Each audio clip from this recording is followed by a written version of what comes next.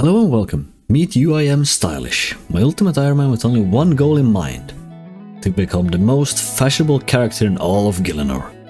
The way to become that is to fill out the costume room. That's the goal. Let's get into it.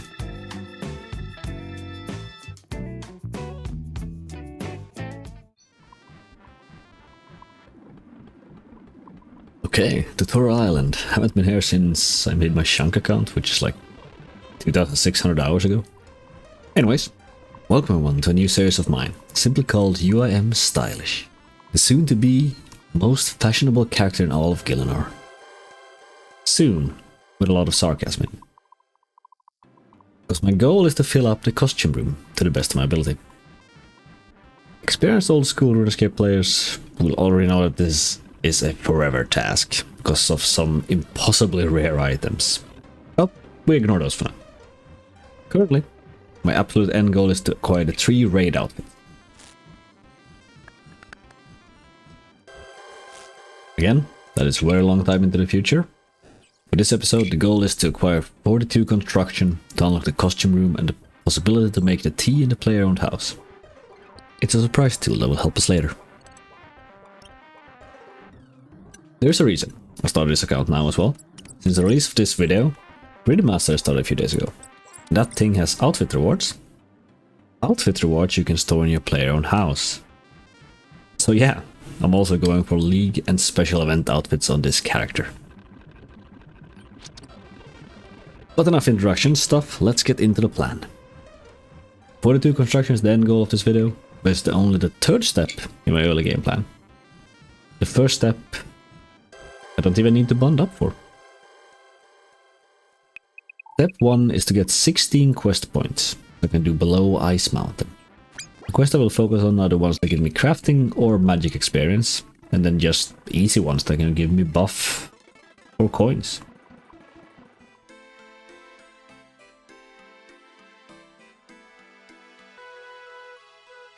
Let's get 16 quest points, starting with everyone's first quest, Cook's Assistant.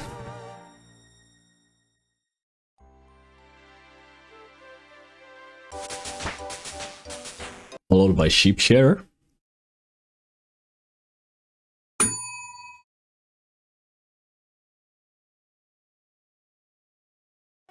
A quick detour to pick up the bronze scimitar spa in the Ringtown before completing Witch's Potion.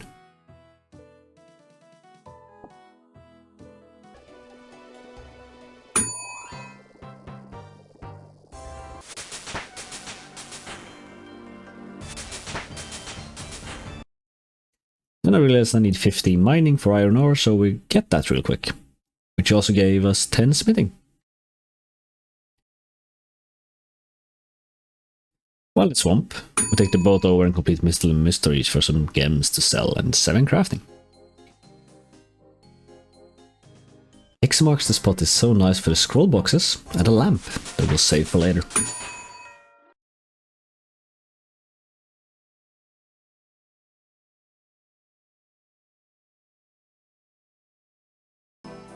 Restless Ghost for the amulet and prayer experience. 10 prayers to start.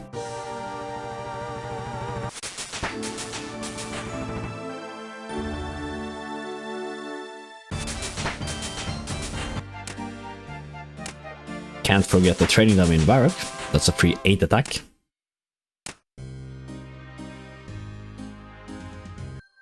Doric's quest for 18 mining.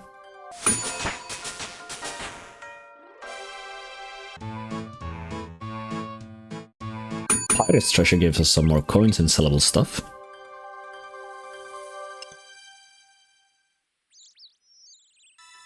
Rune mysteries for the future!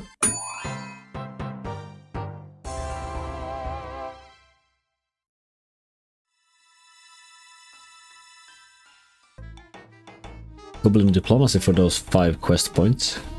Crafting experience is also nice.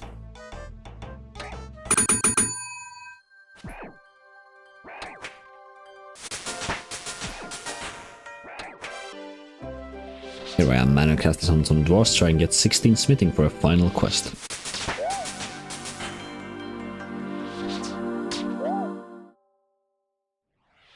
More side quests to get 10 cooking for a red berry pie, and of course I'm gonna fail 3 out of 4 pies. This will be a pain later.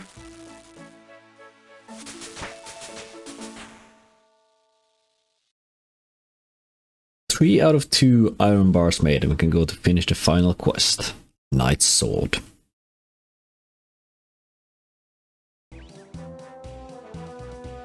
Which means we can now start below Ice Mountain.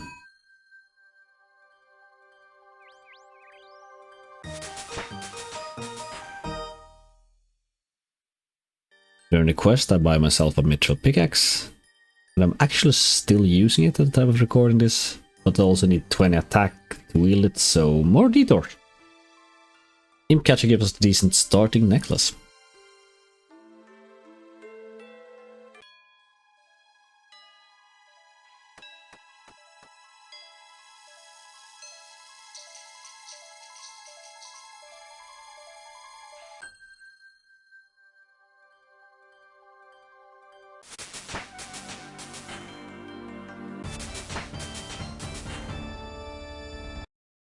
Then I just trained on chickens until I got 20 attack and a bonus 21 cooking. It's nice to train here at the fellow farmers can use the chickens on the fireplace to cook them.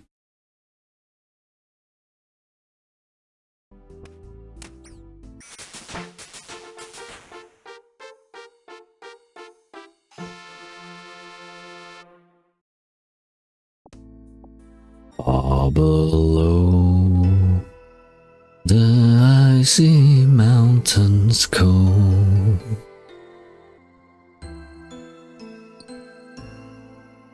and with that we've gotten into Camdozal, where we'll get the first item we really want, that being the Imcando Hammer, which means I can also buy members to actually play the game.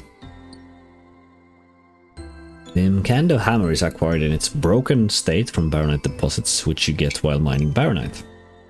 It's a 1 in 300 drop rate, so not too bad, and besides, you need 1250 Baronite shards to even repair it. You can also get relics from here that we can turn into the Varrock Museum for kudos. Kudos will be needed later, so it's a good bonus. Any duplicate relics is useless, so we just drop them.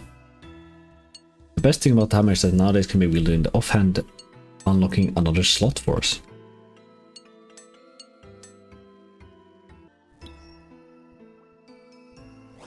Also note about random events. I can store all random event outfits in the costume room, but that requires a deconstruction, so I will not keep Beekeeper outfit pieces since that random event already gives me lamps for completing them. The others I need to have completed the outfit first.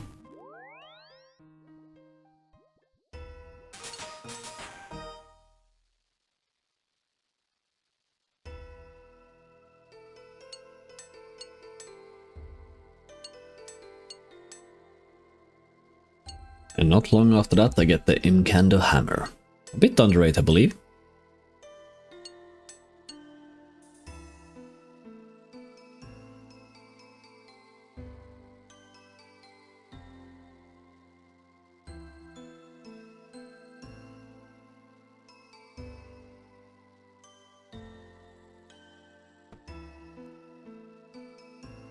The final stats were 30 mining and 33 smithing, as well as 2 relics. To work!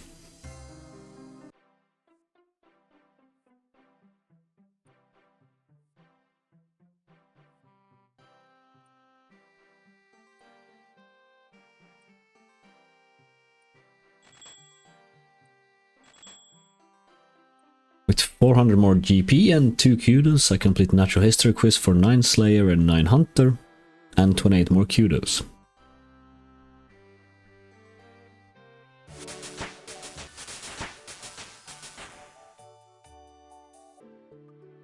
That is part 1 of the master plan completed. The next step is actually split into 3 parts that I do simultaneously. Starting with Daddy's home to kick off construction in Mahogany Homes. Mahogany Homes is the first thing that holds some very good rewards for boosting construction and leveling speed. Apart from the decent XP you get, I can also acquire the Carpenter's outfit, Amy's saw, and the plank sack. The outfit gives a slight XP bonus, which is just nice. Amy's saw like the Imancando hammer, can be wielded in the offhand as well as the main hand. And the plank sack, which might be the best for UIMs, giving us 28 inventory spaces where we can store planks. Just overall good stuff. Problem currently is to get planks, cheap and effectively. And the second part of this will solve that. A previously quite unknown minigame called Intelligence Gathering works in the way that every 30 minutes a group of gangsters spawn somewhere in Koren and disappear after 5 minutes. But they have some absolutely goated drops for this account. The material drop table is the best, with oak, teak and mahogany planks that are noted, which means we can stack them up while we gather the ones we need. The noted gold bar is bonus that will help our crafting. And they also have a 1 in 80 rune scimitar drop. That's just a good weapon to have. And finally, the minigame specific item, Legends. You can turn in this item for a training manual that you can read to get experience in either hit points, attacks, strength or defense. While explaining all this, I also worked on some quest requirements in the background, that being fletching and agility. I overtrained agility a bit since I didn't want to waste my mark. But first, Druidic Ritual for Herb were unlocked, and then using my 30 marks of grace, I now own the graceful gloves. We'll be back here a lot, don't you guys worry. Then we finish Hazel Colt, followed by finish Hazel Colt for the teaming experience.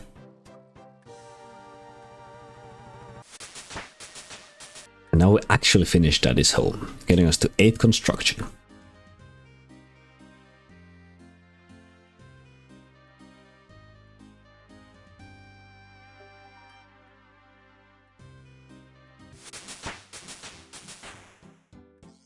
Did the mahogany home contract behind the scenes, but here we are, finishing Client of Corrend, giving us 2 antique lamps and the Cardest's Memoirs. Cardest's Memoirs is actually the last part of step 2 in the master plan. With this and the Corrend House's questline done, we get 100 teleports around Great Corrend that will be very useful while hunting gangsters and doing mahogany homes, since the mahogany homes contracts can also be in Hosidius. The lamps are thrown on construction, giving us level 18. The first house quest is Lovakenki, the Forsaken Tower. Then some details again. Old school is just a path with every detour you can imagine. That's Plague Citadon for 32 mining.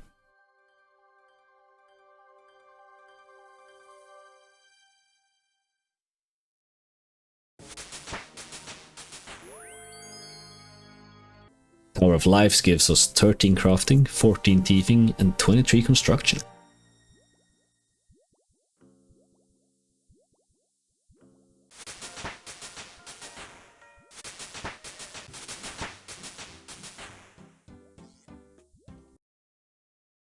Here's some live footage from the stream. This is the 3rd Sergeant random event I've gotten. It's a good thing I only get 1 type of random event, but now I have 2 head slots. Cake stalls, by the way, are such a lifesaver. Good early game food and also a decent source of thieving experience. It's worth noting that I created 1500 arrows while training my fletching. That's why I'm ranging these instead of magic, which would be more useful for me. Our early game quest is done, Witch's House, for 28 hit points and 20 combat. And that is Witch's House completed, 6k HP. Skipping the Barbarian Assault tutorial from Captain Karin gives us the Barbarian Outpost minigame teleport, which will be very useful soon. We are here to do the Waterfall quest, and a nice little time save we can do is after we get Glariel's Pebble, we can start the 3 Gnome Village quest and be instantly teleported outside the maze.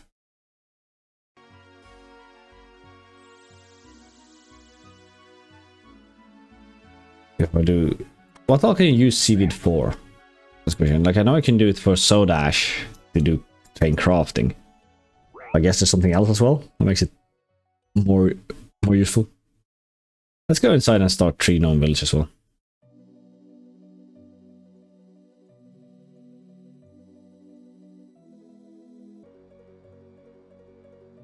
And we got a lot of mice. The one in Karamia is pretty good. Nice. Can I go over the battlefield or does everyone attack me? I guess I shouldn't go around here. Yeah, Tower of Life I did as well. I did Tower of Life for construction spares. I'm gonna use Claire's Urn on the Chalice. That should finish this quest. Strength, full bars. 31 strength, 32 attack, 29 combat. 9 combat levels gained.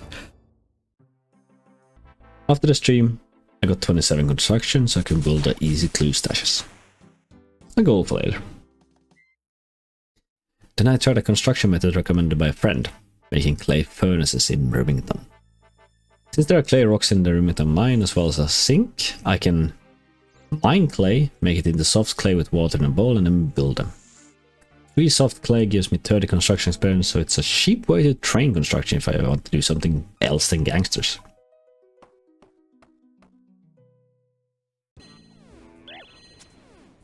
Some pre-ramble for this clip. There are 2 types of gang bosses during the intelligence gathering minigame. Female with a sword and a male with throwing knives. Both have a max hit of 30, making them quite dangerous, but the male one is range, which hinders me from safe spotting him, unless I outrange him, which I'll learn later.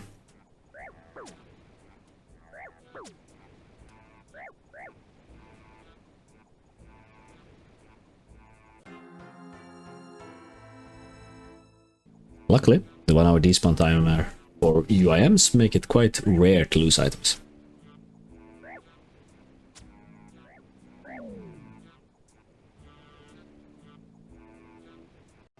Occasionally, someone comes and steals your gangster as the minigame no longer is slept on.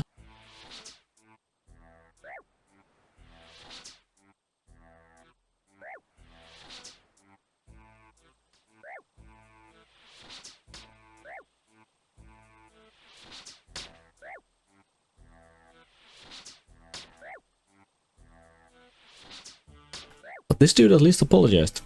It's nice to see good people from time to time.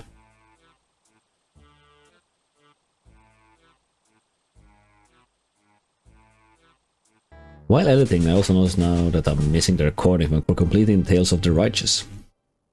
But in that quest, you kill a lizard man and it gives me 3 lizard leathers, which can be used for a Saracen outfit. 3 is the exact number needed for the hat, so I trained some crafting to be able to make one. Then I realized I also need 10 defense. Did someone say detour?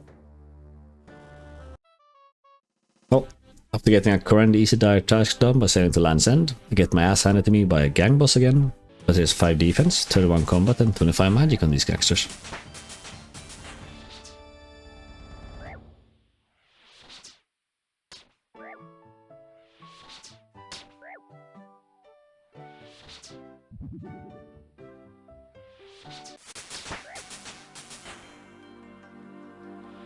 Ten defense for the Saracen hat. A boosted magic and it can also be stored in the costume room.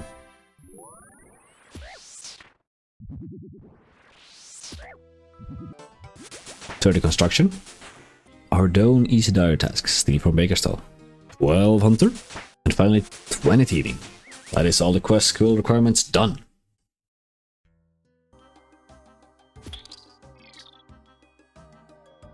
Depths of Despair completed.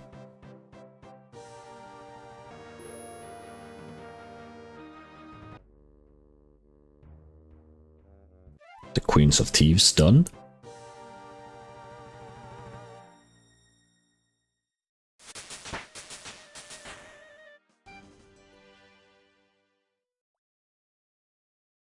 Finally, the Ascent of Archaeus giving us 100 out of 100 charges in Cardest's Memoirs. All the teleports in it.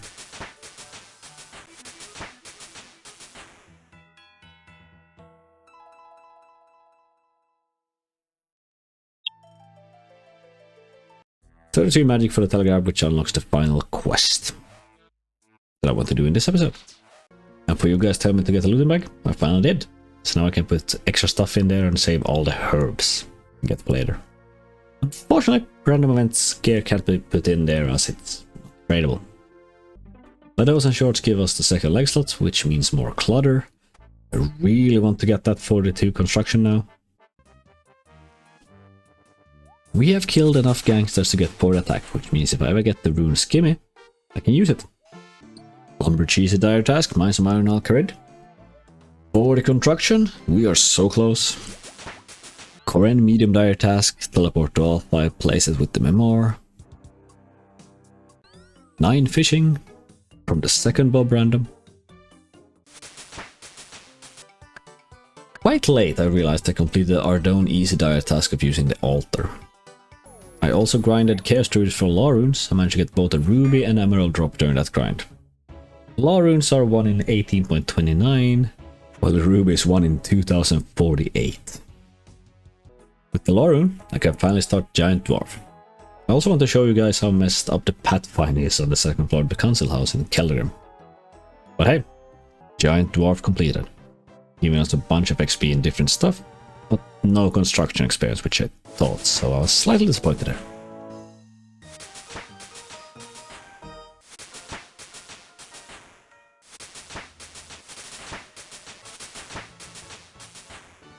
But then, it was again time to boot up the stream for 42 construction.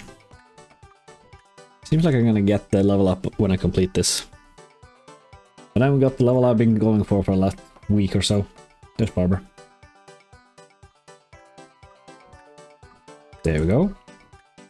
Cup of tea, and that's 42 construction. We can now build a costume room. Some agility pyramid to get the last GP to buy the costume room. And the kitchen. Keepers also gives you lamp. So I don't really need to worry about that one.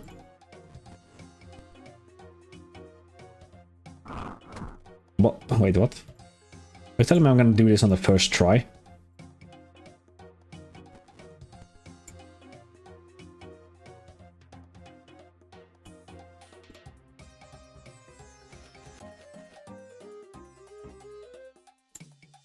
And that's a medium combat task. Nice. This way. Does the kitchen have 2 openings? Look at that, guys. We have a costume room.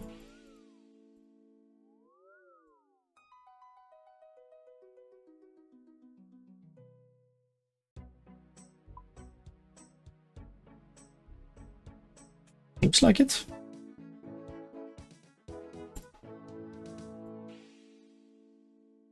Yeah, there we go.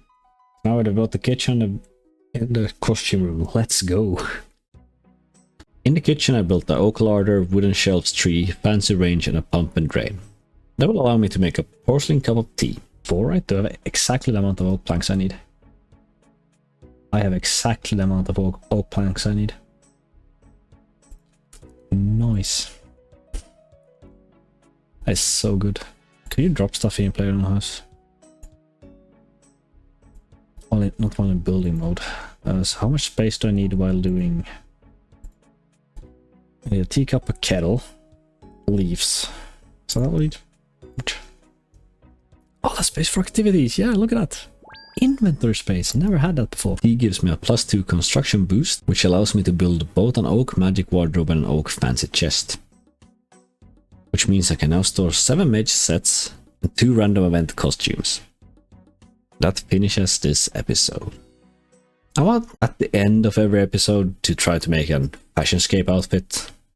But all I have today is my cam outfit, Forester's backpack, Imkando hammer, Amulet of Accuracy and Cardest's Memoirs.